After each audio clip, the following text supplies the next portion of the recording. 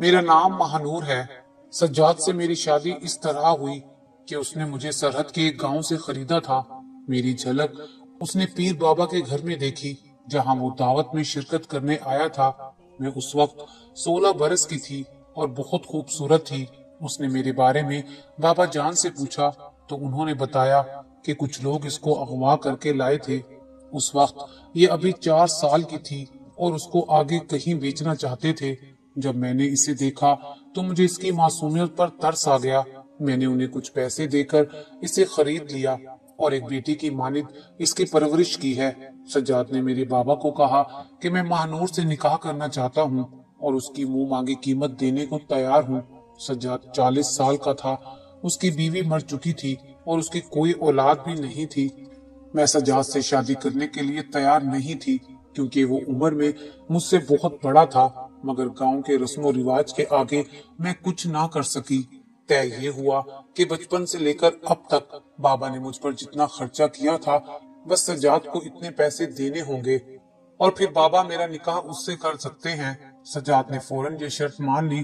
چونکہ سجاد برا آدمی نہ تھا لہٰذا پیر بابا نے مجھے اس کے نکاح میں دینے سے گریز نہ کیا۔ سجاد نکاح کے بعد مجھے اپنے گھر لے آیا۔ اس نے میری بہت چاہت کی سو میں نے عمر کے فرق کو محسوس نہ کیا کہ مجھے ایک محفوظ گھر مل گیا تھا۔ شادی کے شروع کے دن بہت اچھے گزرے۔ سجاد مجھے گھمانے بھی لے جاتا۔ میں جب بھی تیار ہو کر باہر نکلتی بہت سے لوگ مجھے رک رک کر دیکھتے، مگر سجاد کو یہ بات بہت بری لگتی۔ وہ سوچنے لگا تھا کہ کہیں میں کسی جوان مرد کے ساتھ بھاگ ہی نہ جاؤں۔ لاکھ خوبیاں سہی لیکن وہ اب بہت شکی مزاج ہو گیا تھا۔ اس کا تمام حسن سلوک اس دم غارت ہو جاتا جب وہ مجھے شک کی نظروں سے دیکھتا۔ دراصل میری نوخیزی اور خوبصورتی اس کو ڈرا رہی تھی، کہیں میں اور طرف مائل نہ ہو جاؤں۔ میں خوبصورت اتنی تھی کہ جو بھی دیکھتا بس میرا دیوانہ ہو جاتا۔ جب اس کے تہمات حد سے بڑھے تو میں اس سے نالا رہنے لگی۔ اس کی بے چین کھوجی نظریں میرے دل کا سکون لوٹ لیتی تھی۔ وہ صاف صاف بات بھی نہ کرتا کہ میں اپنی صفائی میں کچھ کہہ کر اس کو مطمئن کرتی۔ اس کے ڈھکے چھپے ذو معنی جملے میرے دل پر پتھروں کی طرح لگتے۔ وہ مجھ پر اوچھا وار کرتا اور میں دل ملا کر رہ جاتی۔ زندگی میں اور کوئی کمی نہ تھی، سبھی کچھ تھا میرے پاس، بس یہی ایک بات مجھے مسلسل تکلیف میں رکھتی تھی کہ وہ مجھ پر اعتماد نہیں کرتا تھا، جبکہ زندگی کو خوشی سے جینے کے لیے میاں بیوی کا ایک دوسرے پر اعتماد بہت ضروری ہوتا ہے۔ ناسمجھی کے باوجود بھی مجھے احساس تھا کہ اب زندگی انہی کے ساتھ بسر کرنی ہے۔ شوہر کے سلوک کی برچھائیاں سہتے سہتے 8 سال گزر گئے اور میں 4 بچوں کی ماں بن گئی۔ اب حالات پہلے جیسے نہ رہے تھے۔ سجاد کی بے توجہی سے اس کا کام ٹھپ ہوتا جا رہا تھا۔ وہ کرتا تو ٹرک کی ڈرائیوری تھا مگر اب بہت چھٹیاں کرنے لگا تھا۔ کثرت اولاد سے ہم پریشان تھے جبکہ معاشی حالات بھی خراب ہو گئے تھے۔ سجاد بیمار رہنے لگا، اسے دمے کا مرض لاحق ہو گیا تھا۔ بیماری کے باعث زیادہ تر وہ گھر میں ہی رہتا تھا کیونکہ پیٹرول اور ڈیزل کی بو سے اس کو سانس لینے میں تکلیف شروع ہو جاتی تھی۔ شروع کے دنوں میں تو بچوں کے ساتھ میں نے بہت تکلیف برداشت کی۔ جب حوصلے نے جواب دے دیا میں نے سلائی مشین نکالی اور محلے کے کپڑے سینے شروع کر دیے۔ صبح سویرے گھر کے کاموں سے نپٹ لیتی اور روزانہ 2 سے 3 جوڑے سی لیتی۔ اس طرح گھر کا خرچہ چلنے لگا۔ سجاد کو میری ہمت سے کچھ ذہنی آسودگی میسر ہو گئی۔ آسرا ملنے پر طبیعت بھی بحال ہونے لگی۔ وہ کام پر جانے کے قابل ہو گئے۔ ان دنوں جب سجاد نے مسلسل بیٹھ کر آرام کیا اس کو کام چوری کی عادت ہو گئی۔ وہ اب کام پر جانے سے جی چرانے لگا اور میں سلائی کے کام میں مزید تیزی نہیں لا سکتی تھی۔ سجاد سے کہتی کہ ٹرک کا کام چھوڑو اور دکانداری یا کوئی اور کام کرو، بچوں کا پیٹ تو پالنا ہے۔ اس پر وہ چلانے لگتا۔ اب مجھ پر الزامات لگانے میں تیزی آ گئی۔ اب وہ ایسی باتیں کرتا کہ میرے ہوش تک اڑ جاتے۔ مثلاً وہ ان محلے داروں تک سے میرے تعلقات جوڑنے لگا جو مجھے دروازے پر کپڑے دے جاتے یا سلے ہوئے کپڑے لینے آتے تھے، حالانکہ میں ان سے پردہ کرتی تھی، مگر یہ مجھے دباؤ میں رکھنے کے لیے فرضی کہانیاں گھڑ لیتا جو خود سجاد کے اپنے نقطے ذہن کی پیداوار ہوتی تھی۔ میں خوبصورت اب بھی ویسے کی ویسے تھی۔ جب سجاد گھر نہ ہوتا تو اکثر عورتیں مجھے کہتی کہ تمہارے بابا نے तुम्हारे साथ ठीक नहीं किया, चंद पैसों के लिए एक बूढ़े को तुम्हें बेच दिया। मैं उनकी बातें सुनकर चुप हो जाती। सज्जाद अब हद से बढ़ने लगा था। पहले बात मुझ तक थी और मैं उसकी आदत समझकर बर्दाश्त करती थी, मगर अब वो ये दूसरों को भी सुनाने लगा था। मैं एहतजाज करती तो तब मुझ पर गालियों की बौछार शुरू हो जाती। मोहल्ले वाले भी जानते थे कि महानूर शरीफ लड़की है। इस बिना पर वो मेरी कदर भी जानते थे। यूं तो सज्जाद के बोहतानों पर मुझे परेशान होने की जरूरत ना थी, क्योंकि मेरा जमीन मुतमईन था। दिल में रोशनी हो तो दुनिया के अंधेरे कुछ नहीं बिगाड़ सकते। काश मैं इस नुक्ते को समझ लेती तो शायद इस तरह ना भटकती, लेकिन शोहर के रवैये ने इतना बेसकून किया। जी चाहता हर वक्त घर से निकली रहूं या फिर घर से ही भाग जाऊं और दोबारा इस दहलीज पर कदम ना रखूं। आहिस्ता आहिस्ता इस जहर ने असर दिखाना शुरू कर दिया और किसी लम्हे इंतकाम लेने का जज्बा मेरे अंदर सर उठाने लगा। आखिर सज्जाद क्यों ना हक मुझे गैर मर्दों से जोड़ता है, जबकि मैंने कभी किसी गैर मर्द की तरफ नजर भी उठाकर नहीं देखा था। अगर मैं मेहनत करती थी तो उसी को सुख पहुंचाने के लिए और अपने बच्चों का पेट पालने के लिए। अगर वो ठीक तरह से नहीं कमाता था तो आखिर बच्चों के लिए मुझे कमाना तो था। मेरे किरदार पर कीचड़ उछालने से उसका क्या मकसद था? इंसान एक ही तरह की बातें सुन सुनकर बिलाखिर जिच हो ही जाता है। उसके अपने दिमाग में खलल था, तभी तो वो मेरे दिमाग में खलल डालता था। उन्हीं दिनों में बहुत परेशान थी। मेरा सबसे छोटा लड़का बीमार पड़ गया और मैं उसकी दवा लेने घर से नजदीकी क्लिनिक पर गई। पहले भी उसी डॉक्टर को बच्चों को दिखाया करती थी। मेरी मुलाकात वहाँ एक शख्स से हो गई जिसका नाम नुमान था। वो अपने भाई से मिलने आया हुआ था जो इसी क्लिनिक पर कंपाउंडर था। दवा लेकर जब मैंने बेटे को उठाया तो मेरे चेहरे से नकाब उतर गया और मैं अपने बच्चे को उठाने की कोशिश कर रही थी। वो बुखार की वजह से चल नहीं सकता था और मैं उसको उठाकर घर तक जा नहीं सकती थी, क्योंकि मुझ में इतनी ताकत ना थी। नुमान ने ये मंजर देखा तो मेरे पास आया और बोला, बुरा ना मानो तो मैं इस बच्चे को उठा लेता हूँ और आपके घर तक छोड़ आता हूँ। मैं उस शख्स को उसके भाई की वजह से जानती थी, क्योंकि वो पहले भी अक्सर इसी क्लिनिक पर बैठा होता था। सो मैंने उसकी बात मान ली और अपना बच्चा उसे दे दिया। जब उसने घर के पास बीमार बच्चे को मेरे सुपुर्द किया तो सज्जाद घर की छत पर मौजूद था। उसने ऊपर से ये मंजर देख लिया। फिर बस क्या था, उसके शैतानी दिमाग ने मेरी बदचलनी की कहानी गढ़ ली और मुझे निहायत गलीज गालियां दी। मैंने कहा कि 4 साल का बच्चा है, मैं उसको उठा नहीं सकती थी। अगर तुम में इतनी गैरत है तो खुद क्यों नहीं बेटे को डॉक्टर के पास ले गए, या तो तुम मेरे हमराह ही चलते। अब क्यों तुम इतना तैश में आ गए हो? उस पर उसने बेतहाशा मुझे थप्पड़ मारे और मेरा ताल्लुक नुमान से जोड़ दिया और कहा कि अब मैं बूढ़ा हो गया हूँ और तुम जवान मर्दों से दोस्ती लगाने लगी हो। जब वो गालियां दे रहा था और थप्पड़ मार रहा था तो नुमान बाहर खड़ा उसकी आवाजें सुन रहा था। उसको बेहद अफसोस हुआ। नुमान ने अगले दिन एक औरत को मेरे घर भेजा। उसे कहा कि सज्जाद की बीवी को कहो क्लिनिक आकर मेरी बात सुन जाए। इत्तफाक से अगले दिन सज्जाद का एक अजीज वफात पा गया और वो वहाँ चले गए। मैं तो यूं भी जिंदगी से खार खाए बैठी थी। पैगाम मिलते ही क्लिनिक चली गई। उसने मुझे कहा कि तुम ऐसे शख्स को छोड़ क्यों नहीं देती हो, जबकि वो तुम्हारे साथ इस तरह जुल्माना सलूक से पेश आता है। तुम कब तक इतनी अजियत सहती रहोगी? अगर छोड़ दो तो फिर कहाँ जाऊं? मेरा तो कोई नहीं है। बाबा ने निकाह के वक्त मेरी कीमत सज्जाद से ना ली होती तो मैं उनके पास वापस चली जाती, लेकिन अब मैं वहां भी जाने का हक नहीं रखती। फिर मैं 4 बच्चों की माँ हूँ, घर को क्यों कर छोड़ सकती हूँ? कौन है जो मुझे पनाह देगा? देखो महानूर, मैं तुम्हें पनाह दूंगा। तुम अभी भी बहुत खूबसूरत हो। तुम सज्जाद को छोड़कर आगे की जिंदगी मेरे साथ गुजार सकती हो। उसने कहा, डरो नहीं और खुद को इस तरह जुल्म के अंगारों पर मत जलाओ। जिंदगी एक खूबसूरत चीज है, ये हमेशा रोने धोने और अजियत बर्दाश्त करने के लिए नहीं है। उस वक्त मुझे नुमान की बातें बुरी लगी, मगर जब घर आकर गौर किया तो लगा कि वो ठीक कह रहा है। किसी शकी मर्द के साथ रहकर लम्हा लम्हा मरने से एक ही दिन का मर जाना बेहतर है। बहरहाल इंसान रफ्ता रफ्ता कदीम सोचों की गिरफ्त से आजाद हो पाता है। मैं तो फिर औरत थी। मैंने सज्जाद से अलहदगी का फैसला करने में 5 बरस लगा दिए। नुमान ने मेरा पीछा ना छोड़ा। मैं सजाद से छुप कर उसे मिलने जाया करती थी। बिलाखिर मेरे दिल ने नुमान के हक में फैसला दे दिया। सजाद ने मुझे खरीद कर निकाह किया था।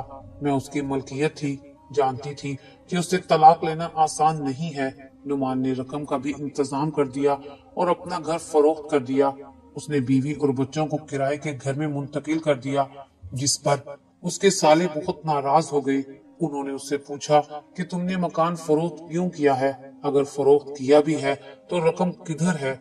यूं उन लोगों ने मेरे और नुमान के ताल्लुक की खोज लगा ही ली। अब नुमान को 2 महाजों पर जंग लड़ना थी।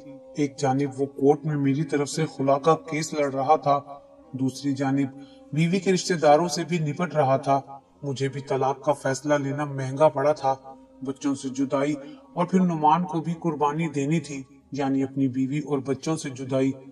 कोई सोच भी ना सकता था कि मुझ जैसी औरत जो 4 बच्चों की माँ किसी दूसरे शख्स के इश्क में गिरफ्तार होकर बच्चे छोड़ देगी और तलाक ले लेगी। मैं खुद भी ऐसा नहीं सोच सकती थी, लेकिन सज्जाद के गंदे बोहतानों ने मेरा दिमाग उलट दिया था। नुमान ने खानदानी झगड़े मोल लिए। बिलाखिर उसकी बीवी रूठ कर मेके चली गई और मैंने भी घर बार छोड़ा, मतलब सज्जाद से तलाक हासिल कर ली। सज्जाद मुझे तलाक देने पर राजी नहीं थे, मगर नुमान ने अदालत के जरिए मेरी उनसे खुला करवा दी। जिस मकसद के लिए इतनी कुर्बानी दी वो मकसद हासिल हो गया, यानी मैंने नुमान से शादी कर ली। मैं समझ रही थी कि नुमान से शादी करके मुझे मेराज हासिल हो गई है, मगर ऐसा नहीं था। शादी के थोड़े दिनों बाद ही हम दोनों के सर से इश्क का बुखार उतरने लगा। जब मैंने कुर्ब पाया तो पता चला कि सज्जाद शक्की जरूर था, मगर वो इतना कम ज़र्फ ना था कि जिस कदर नुमान निकला। ये तो इस कदर कमजात निकला कि मेरे जरिए से दौलत कमाने की ठान ली, क्योंकि मैं अभी तक बला की खूबसूरत थी। उसने अपने ज़मीर से गुनाहों सवाब की तमीज उठा ली थी, क्योंकि नुमान अफसरों का खुशामती और बाला खाने का रसिया था।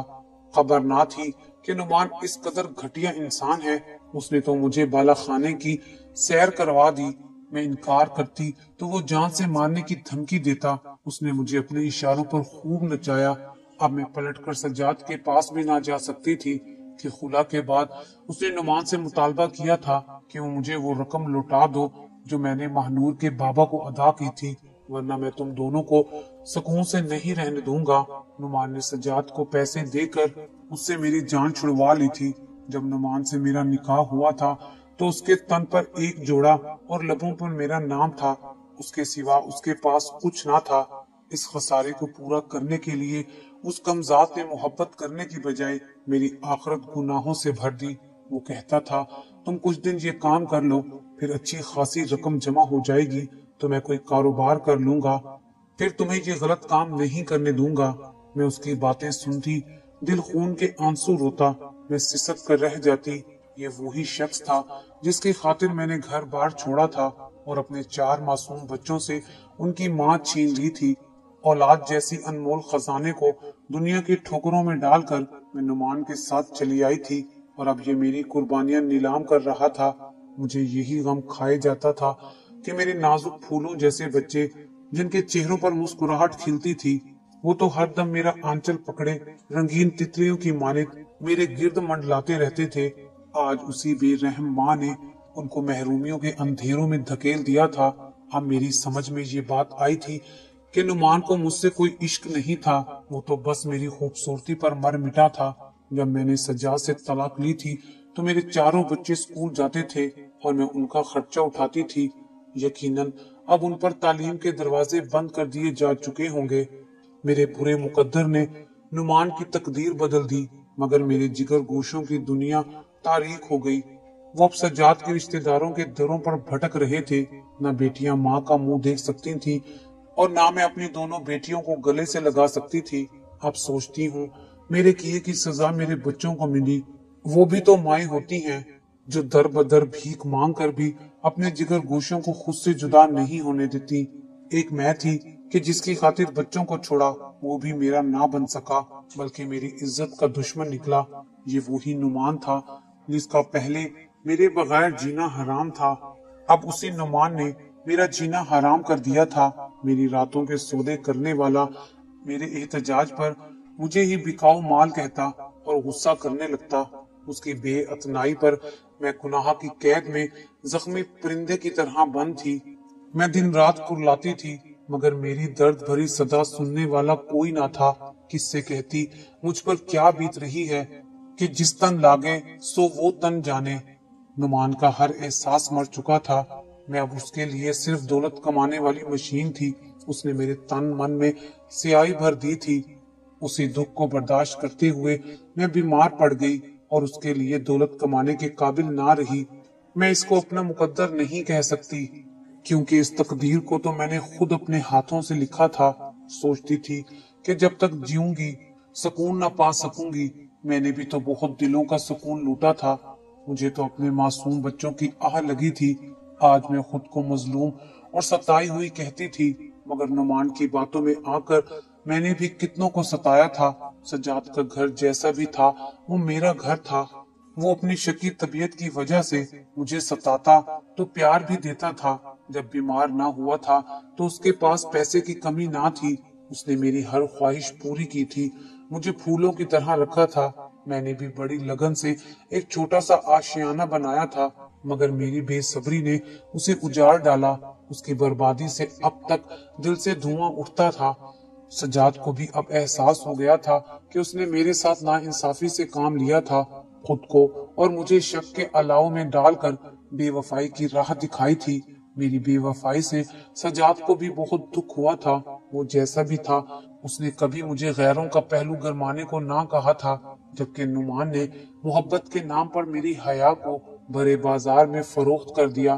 سچ ہے کہ شادی شدہ عورت اگر دکھ سکھ سہ لیتی ہے تو وہ اپنے بچوں کو بھی بہت سی تکلیفوں سے بچا لیتی ہے۔ غیر مرد کی باتوں میں آنا اکثر تباہی کے راستے پر جانا ہوتا ہے، کیونکہ نعمان جیسے مرد عورتوں کو پاؤں کی جوتی سمجھتے ہیں۔ میرے بیمار پڑ جانے کے کچھ عرصے بعد نعمان پھر ایک نئی جوتی خرید لایا کہ نئی کی کمائی سے زندگی اور اچھی گزرے گی۔ وہ اس شرمناک زندگی کو اچھی زندگی کہتا تھا۔ اب میں گھر کے کونے میں پڑی رہتی اور وہ نئی نویلی دلہن کے آگے پیچھے بھاگتا رہتا۔ شاید مجھے معصوم بچوں کو ماں سے جدا کرنے کی سزا مل رہی تھی۔ بہت دن سوچنے کے بعد میں نے ہمت کی اور بابا کے پاس کسی طور پیغام بھیجوایا۔ پیغام ملتے ہی انہوں نے منہ بولے بیٹے تیمور خان کو میرے پاس بھیجا کہ وہ خود بہت بوڑھے ہو گئے تھے۔ جب نعمان موجود نہیں تھا میں اس کے گھر سے تیمور خان کے ساتھ چلی گئی۔ بابا نے تب میری جان اس گرے ہوئے انسان سے چھڑوا کر مجھے پھر سے اپنے پاس رکھ لیا۔ میں نے اپنی ساری آبیتی اپنے بابا کو سنائی اور ان سے معافی بھی مانگی کہ آپ کی بیٹی آپ کی لاج نہ رکھ سکی۔ بابا کچھ دیر سر جھکا کر روتے رہے اور پھر انہوں نے مجھے اپنے سینے سے لگا لیا۔ میں ایک بیٹی کی طرح بڑھاپے میں کافی عرصہ ان کی خدمت کرتی رہی، بچوں سے ملنے کو تڑپتی تھی۔ ایک روز میرے کہنے پر بابا سجاد کے پاس گئے اور میرے دونوں لڑکے اس سے لے آئے۔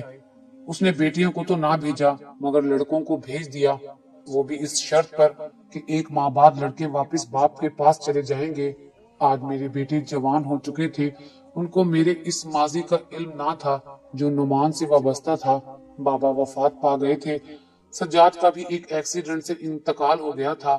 میرے بیٹے مجھے بے آسرا پا کر مجھے گھر لے آئے اور یوں اللہ تعالیٰ نے مجھ پر کرم کر دیا۔ میرے بچوں نے مجھے سنبھال لیا اور میرا بڑھاپا سکون سے گزرنے لگا۔ سب بچوں کی شادیاں سجاد نے کم عمری میں ہی کر دی تھی۔ میرے دونوں بیٹوں نے ایک کریانے کی شاپ بنائی ہوئی ہے، وہ بہت اچھی چلتی ہے۔ میری بیٹیاں بھی مجھ سے ملنے آتی ہیں۔ میری دونوں بہویں بہت اچھی ہیں۔ میں بہت شکر ادا کرتی ہوں کہ وہ میرا بہت خیال رکھتی ہیں۔ اب میں 5 وقت کی نماز پڑھتی ہوں اور رو رو کر اللہ تعالیٰ سے اپنے کیے گئے گناہوں کی معافی مانگتی رہتی ہوں۔ بے شک وہ معاف کرنے والا اور بڑا غفور الرحیم ہے۔